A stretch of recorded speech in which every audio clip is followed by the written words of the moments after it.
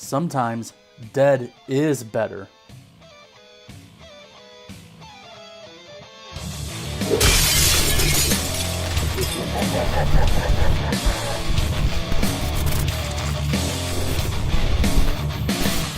What is happening, subs, stalkers, and freaks, and welcome back to Dead Jester Circus. Typically, I don't get up for remakes at all, because I am very much of the mind, if it ain't broke, don't fix it. But after I saw how phenomenal it was, my wheels started turning about what other great Stephen King properties that hadn't been movies in a long time could potentially be really good remakes. And Pet Sematary was one of them. So when they announced that they were remaking this, and it was from the same people that did It, mind you, not the same director or the same writing crew, I don't believe. I think it's just the fact that it's New Line Cinema. But yeah, I was really looking forward to this. And then I saw the movie. Yeah. LA discovered a charming little landmark. The Pet Cemetery. Place to bury our pets and remember them. Might seem scary, but it's not. Perfectly natural. Just like dying is natural.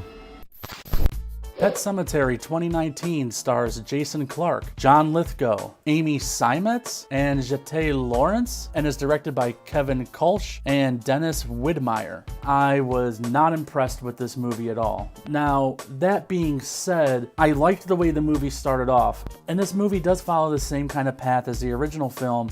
It does things a little differently here and there, which I appreciate in a remake, because if I wanted to see the same movie again, I would just go watch the original. But all that aside, I was actually kind of enjoying myself with the movie. It wasn't perfect. It wasn't even as good as the original, but I was still having at least a little bit of fun with it. And then the last 10 to 15 minutes of this movie, and even beyond that, really the last third act of this movie just completely fucking sank it. This movie kind of suffers the same fate of a lot of modern day remakes. Yeah, it looks pretty.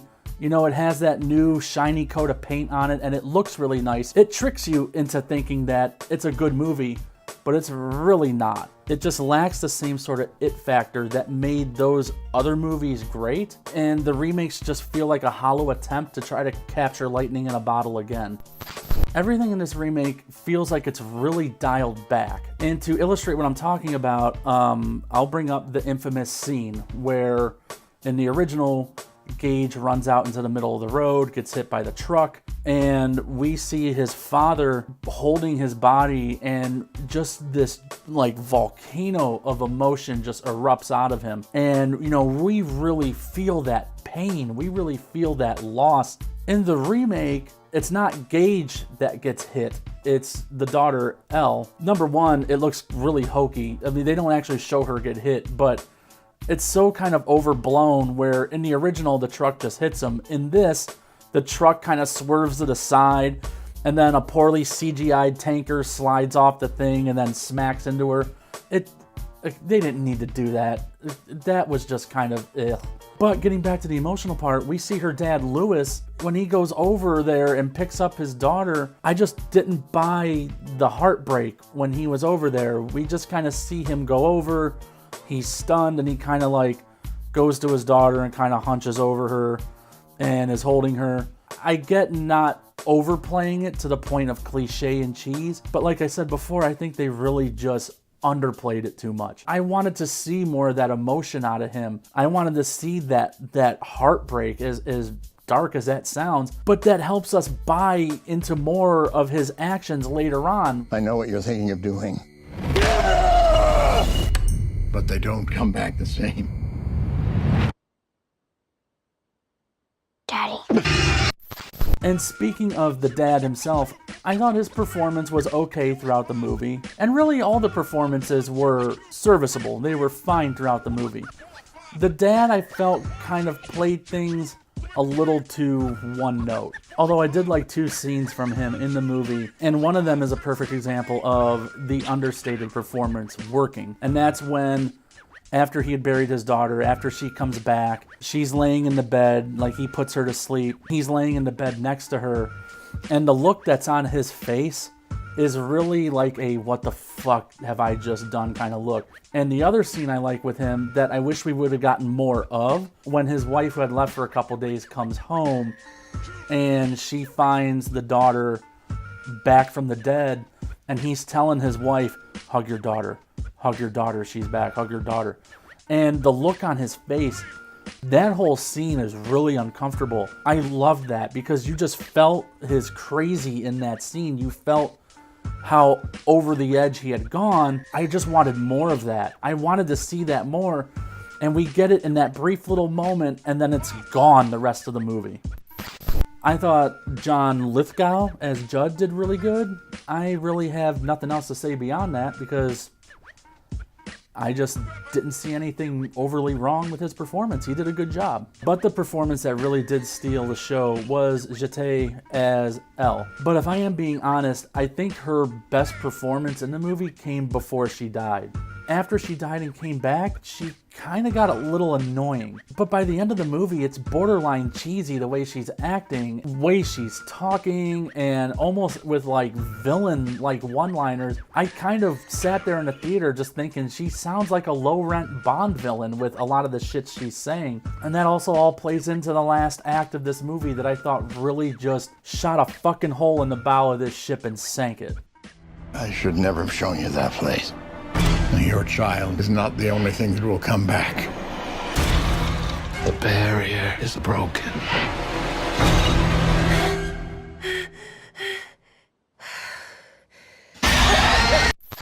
One issue that I do have with this movie, and this could be me kind of nitpicking a little bit, is the kind of spatial logic that goes on in this film. Because we see early on when Lewis and Judd are going to bury Church, the cat. At first, he's burying him in the pet cemetery, and then they take it to the Indian burial ground where they bury all this shit. It comes back to life. And the passage of time, it looks like it takes them to get to this Indian burial ground. I think it took Sam and Frodo less time to get to Mount Doom because it looks like it's set so far back and in and out of these valleys that by the time they get there, you would assume that maybe like an hour and a half has passed. But that in of itself isn't a problem.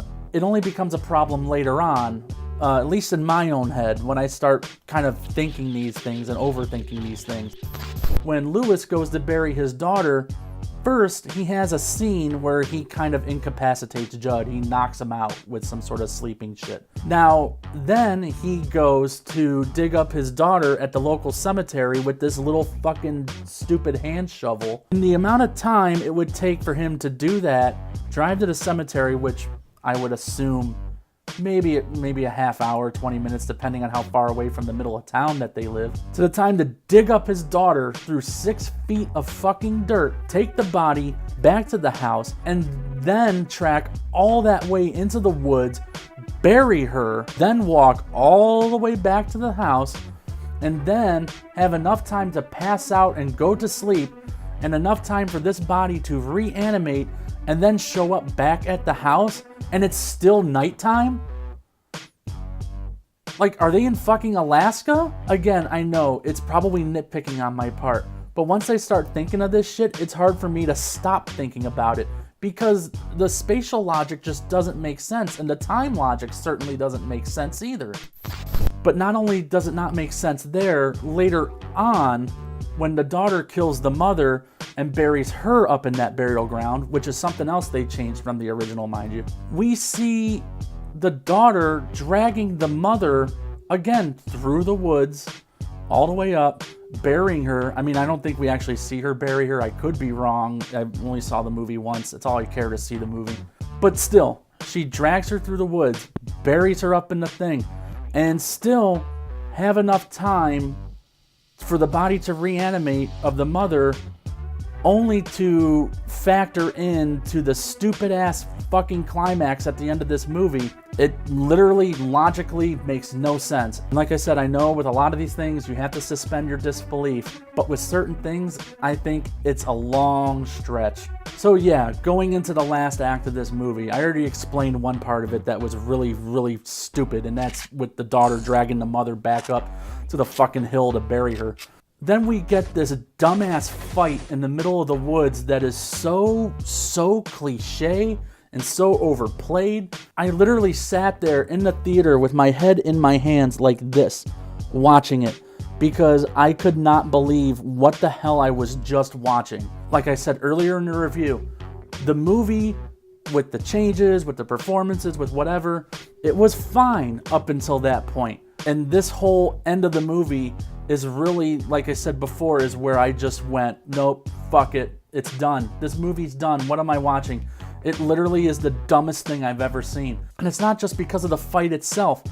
The fight itself, as stupid as it is, isn't the worst part of the movie. So the dad is about to kill the daughter, and the mother comes back and, you know, does this cliche stab from behind so you don't know who it is. You just see something pierce through the front of the dad, then he falls away, and surprise, surprise, it's the fucking mother.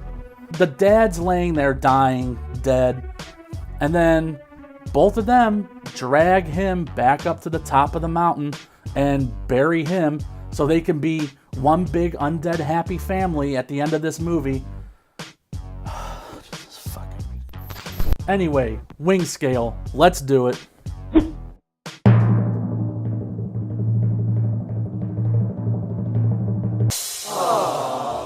You may be shocked that I did not give this movie a raw, but I still feel it's at least semi-competent enough to warrant a mild and medium, but on the lower end of the mild and medium scale. Everything is there for at least a decent remake. The acting is serviceable, the cinematography looks gorgeous, and the story is still the same story, even though it has some little changes here and there to kind of give it a fresh new take. But like I said earlier in my review, it just suffers the same fate as all other horror remakes. There's nothing in this movie that really stands out, and it just feels flat and as lifeless as the dead bodies they bury on that fucking hill. Sorry.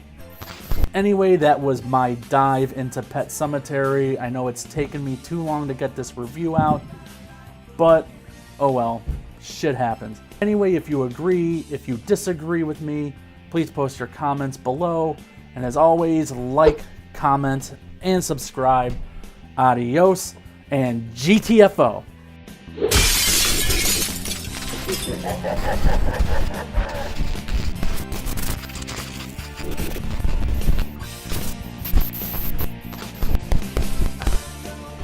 You ain't got a reason why you Ain't subscribed. I'm gonna kill your whole fucking family.